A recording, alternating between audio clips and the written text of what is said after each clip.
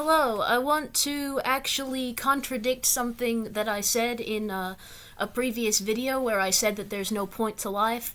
I don't actually believe that wholeheartedly. I believe that the point to life is more about, like, creating and destroying. I think that that's genuinely, like, the best idea I have for, like, the meaning of life. It's more about just providing some kind of service, creating something, or destroying something. Like, it's very simple and obvious and vague, but it should be, you know? The meaning of life itself is subjective, but pretty much everything that humans do is mostly about creation and destruction.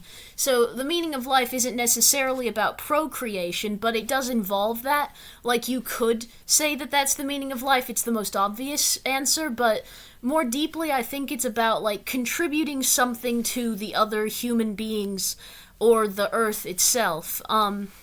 So, yeah, just creating things that have worth and destroying things that have, like, you know, I guess not. There is no such thing as an absence of worth. I feel that everything has some kind of value, but it's still important to destroy things that cause more harm than good.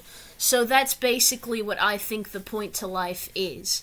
That's pretty much the definition that I have. So, I thought I should make this video in order to, you know, talk about that. Now, what any individual considers to be contributing more harm than good is up to them, you know what I mean? For me, I think one of the most dangerous things going on right now is climate change. But,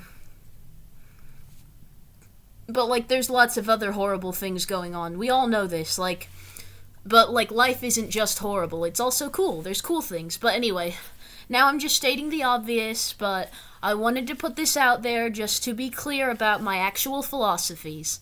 Because when I say there's no point to life, what I mean is there's no objective, universal point to life. But if you boiled it down to the bare essentials that are, like, really adaptable for, like, most people, it's generally about the creation of good things and the destruction of bad things.